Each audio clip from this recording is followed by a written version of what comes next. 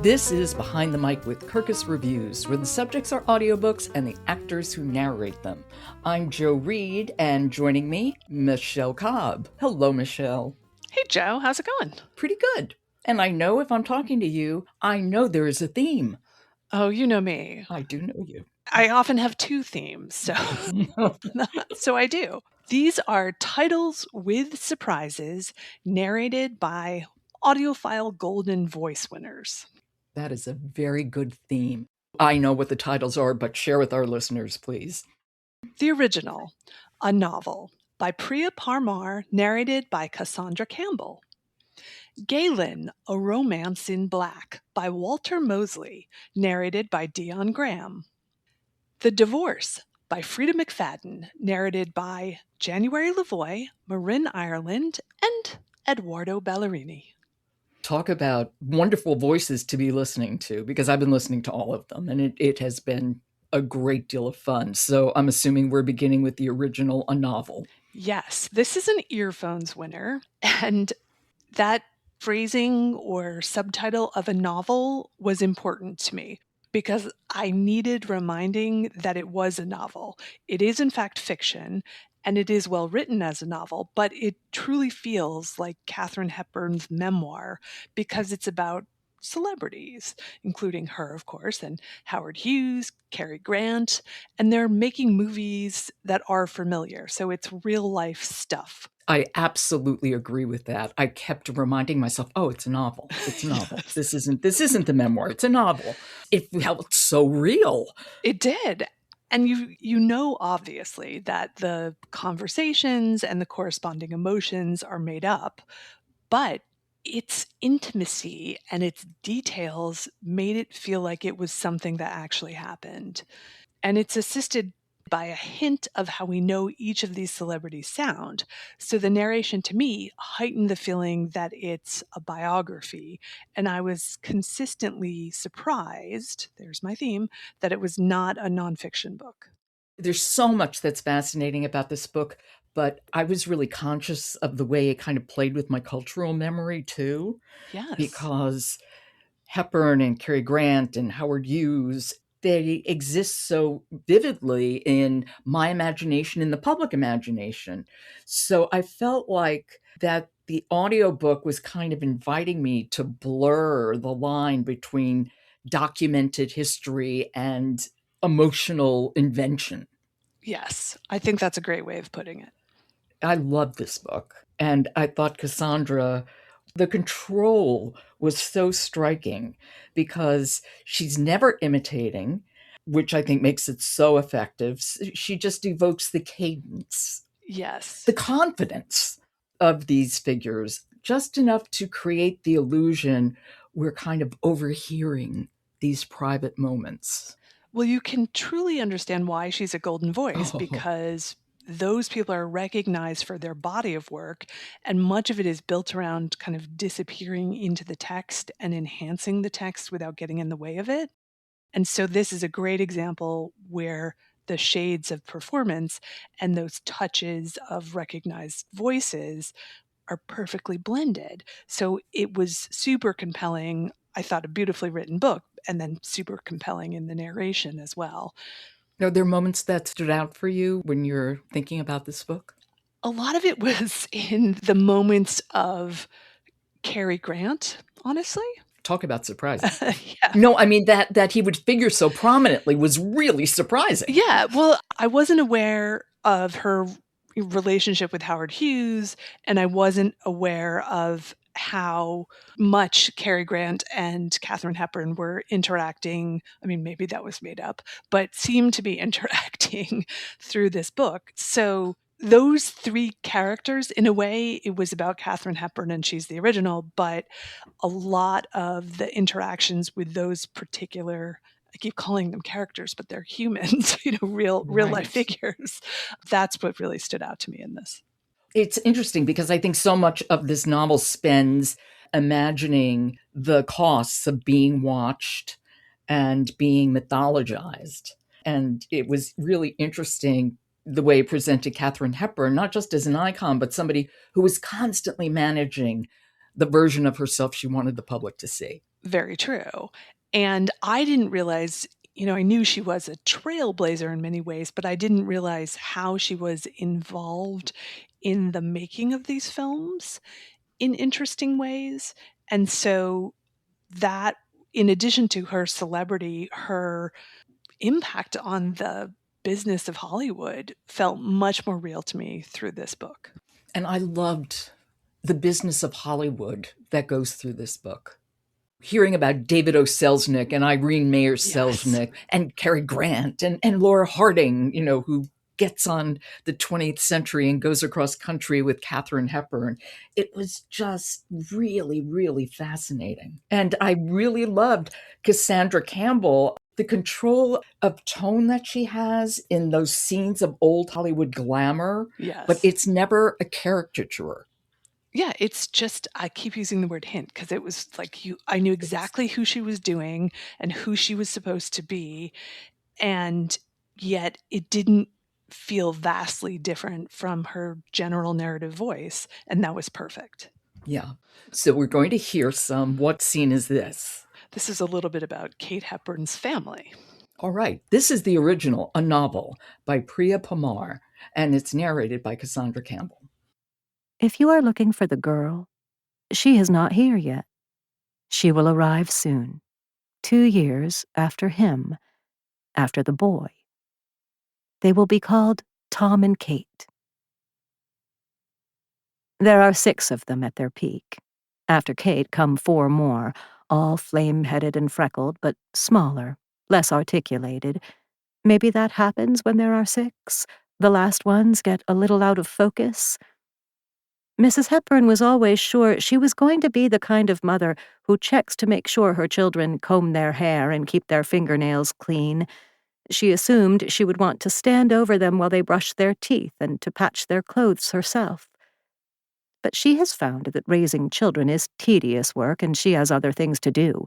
She wants to be a person in the world. And I think we have to give a lot of credit to her, too, for having a wonderful narrative voice in parts of this book as it creating the milieu that Katharine Hepburn is born into and moves through. Her family is fascinating. Yes, and I hadn't realized her relationship with her brother and how that impacted her Hollywood career. And we don't, we're not really hearing about that in the clip, but it is such a big part of the book that I'd feel remiss if we did not mention it. Yeah. And I also want to say I really like the way Cassandra has so much wit in her performance. Yes. And a steeliness. And at the same time, there are these flashes of vulnerability that makes Hepburn feel less like a legend and more like a woman, sort of like working her way through ambition and life and fame. All very true, because isn't that what we do? Yeah. Great book. I just loved it. And now we're moving to Ghalen, A Romance in Black by Walter Mosley and narrated by Dion Graham. And the surprise. Well, I'll first mention this is also an earphones winner, so that's, an important thing to note. But I do like it when an author works outside their known genre and then surprises me as a reader for being in this genre. So here is Walter Mosley, who I think of as a crime fiction writer, and this is a romance, or at least it starts as a romance. I can't say it ends there. It's got sex, so just be forewarned. And it morphs into a coming-of-age tale. It really is an intriguing departure from the Walter Mosley books I've come to know.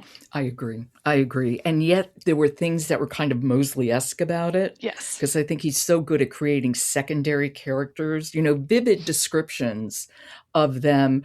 And they might show up on a page and not show up for another 50 pages, but they're very vivid and we see what their impact is on the principal characters and each other. He creates community. He definitely creates community. Plus there is food. So let's talk about the book centers around Robert, who is a vegan sous chef, and Jamila, who is a scientist. And they come together, they have a great romance, and they have the precocious Ghalen. And unfortunately, Jamila has cancer and passes away. And so, of course, it's a lot for Ghalen to handle, and he makes plenty of mistakes. But he's this very smart kid. He graduates from high school before he turns 16. He, however, feels a weight from responsibilities, including caring for his father. Well, his father is neurodivergent. We're never quite told, but that certainly is true. And then he suffered a head injury. Yes. Which certainly complicated that even more. And Ghalen just taking care of him. And that's only the beginning. It turns out Ghalen himself ends up with a head injury as well. So there's a lot to unpack, if I can use that term. There are a lot of layers of family and society. I do think it's worth reiterating that there's a major shift in tone that was a bit jarring for me as I listened. So it was the relationships that we've just talked about and all these amazing characters that kept me listening and kept me engaged and sort of growing with the characters in some ways, if that makes sense. That does make sense. And I think that's really helped also by Dion Graham's narration, because I thought he was so good at sort of charting the character's emotional aging without being flashy, without dramatic shifts. He just subtly adjusts the rhythm, the emotional weight, so we can hear Ghalen, for example, moving from precocious child to guarded young man. We can hear Robert aging without, anybody banging our head into it. Well, this is why he's a golden voice. Oh, he's marvelous. Well, I always call him the oral shapeshifter. That's true. I particularly find that he has a skill in doing young voices with pace, volume, and emphasis. And that serves really well in this particular book because it is a coming-of-age tale in many ways. Well, let me ask you, you mentioned the later tonal shift that sort of reframed the book in some way. Or let me ask you, did that later tonal shift reframe the book for you, or did it kind of pull you out of the novel, or how did it leave you? I think because I was listening to the audiobook, I felt that change and tone shift less because I was still sort of involved with Dion's voice and able to follow the characters. It kind of softened it for me is the word I've used. I was curious how people who read it with their eyes felt about it. So I did look up some responses, and it seems like a lot of people felt that it was a little too much for them. So I credit Dion for not making me feel that it was an insurmountable change. Well, he has such an instinct for text and a real instinct also for emotional intimacy, I think, in his narration. It's true, and that's very important in the first 3/4 of the book where you're dealing with, especially in the romance part. I liked that emotional intimacy. And I really liked the father-son relationship, as complicated as it was. It's true. And I considered that a romance of its own in some ways. I agree. I really felt that family, in no small part aided by Dion and his remarkable sense of conversational flow. Yes, it is important. The words are smoothly handled, if I might say, by Dion. Yeah, he keeps dialogue feeling spontaneous and lived in, like people are just saying this. Exactly. It feels fresh. And I think especially, again, in returning to that first part of the book, at the very beginning where you're really getting a sense of the romance between Robert and Jamila, that was a super important piece. Well, shall we hear a little? Are we going to hear the beginning of the romance? Yes, we are. Let's do it. Okay. This is Ghalen, A Romance in Black. It's by Walter Mosley, narrated by Dion Graham. She suggested that they go to the County Art Museum down on Wilshire. There were 7 shows in the various galleries of the multi-level museum. Jamila loved art. She worried that her paramour, that was the word she used when explaining their relationship, Robert, would get antsy. But he didn't complain or say he wanted to leave. At first, he didn't understand much of anything they saw, but whenever he'd wonder, he'd just ask, "What's this one about?" He was talking about a video monitor that showed a dapper, middle-aged black man dancing while looking at his reflection in a mirror. He looks like he's having such a good time, Robert said. But how come they're showing it? Sometimes art doesn't have a recipe, Jamila explained, not knowing what the piece meant. Even from this short clip, I think we can understand why Dion has won 80 gazillion Audie Awards, I think 11, and something like 71 earphones. Crazy. Wow. He inhabits characters, but I always love the narrative voice he chooses. You know, the sort of voice of the author that's telling that story. He really, really does that well, and it's so important to keep driving that story forward. I mean, he has an ability to make silence audible. Ooh, yes. I love the way you phrase things. And especially for this book, it's so important. Absolutely. All right, so now... Yes. The Divorce. So The Divorce is by Frieda McFadden, and it's narrated by January LaVoy, Marin Ireland, and Edoardo Ballerini. So it's 3 golden voices, and there are plenty of twists and turns and surprises, as it were. You might know this author from bestsellers including The Housemaid, that was made into a hit movie. And she also revealed her own special twist, her real identity. She's been writing under a pseudonym, but she's actually a medical doctor named Sarah Cohen, which I found cool. Why don't you tell us a little bit about what the story's about? Okay, so I will try a quick synopsis without giving too much away. So you have Naomi, who's played by Marin.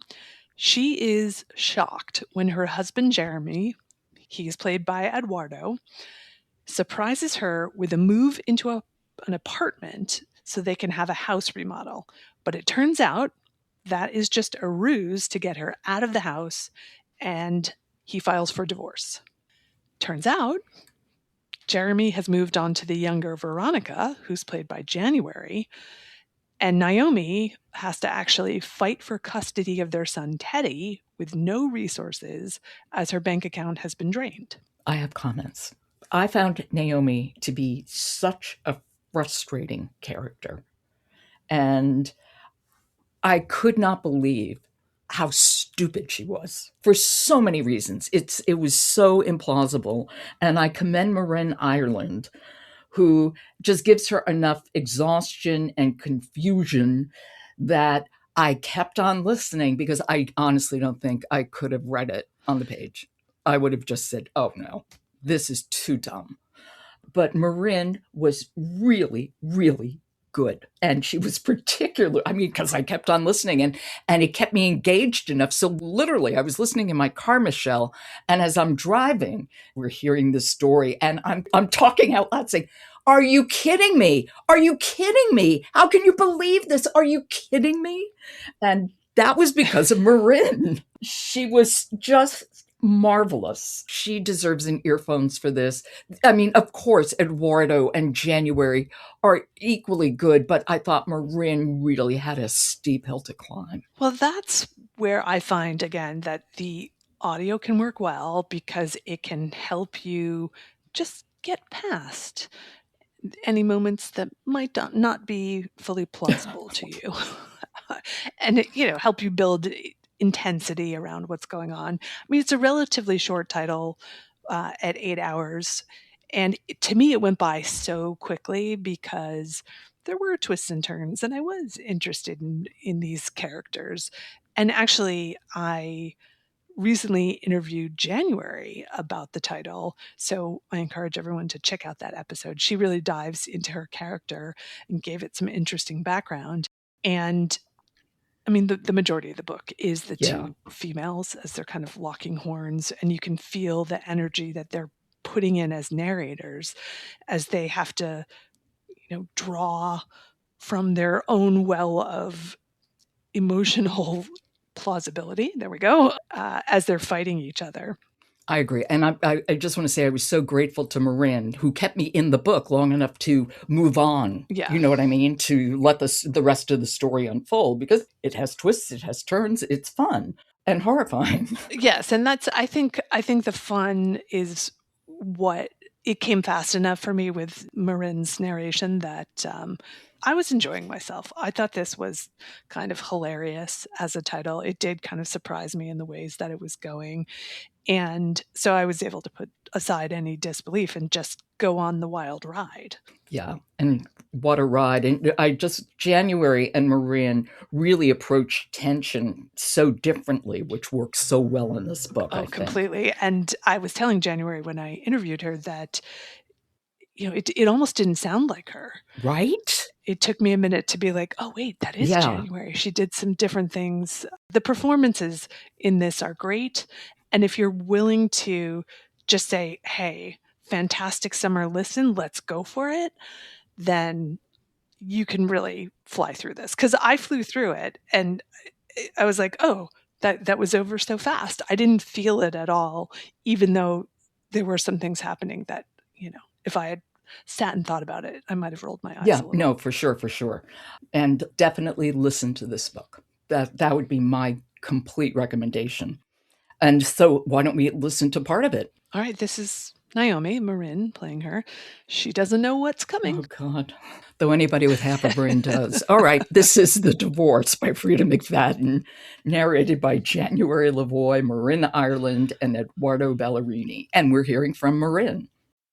This is not a big deal. It's just a quick renovation, and then our lives will be back to normal.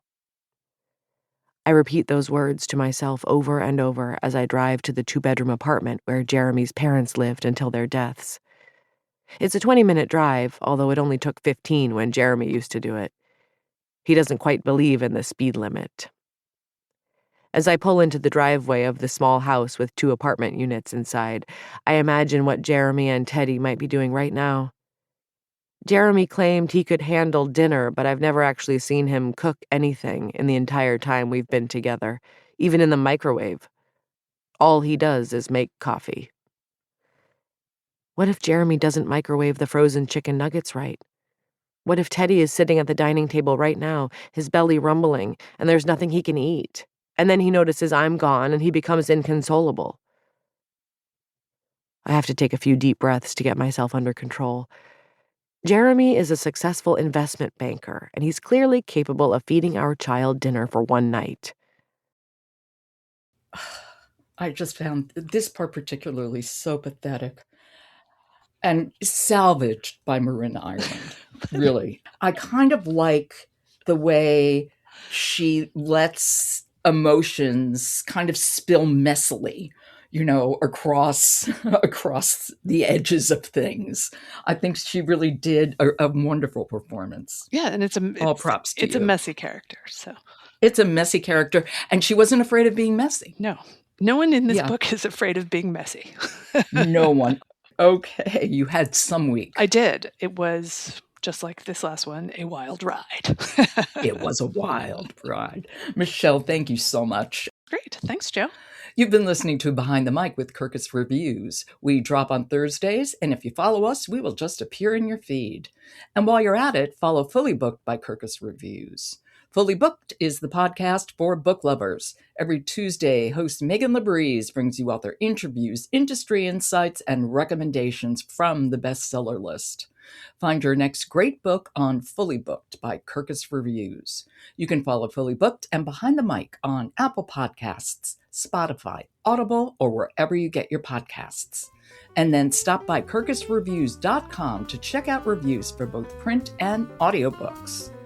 Behind the Mic is produced by Jessica Lockhart, Michele Cobb, Stephen Cummings, Leslie Fine, Alan Minskoff, Alex Ritchie, Laura Rossi, Laura Simeon, and Kendra Winchester are our contributors.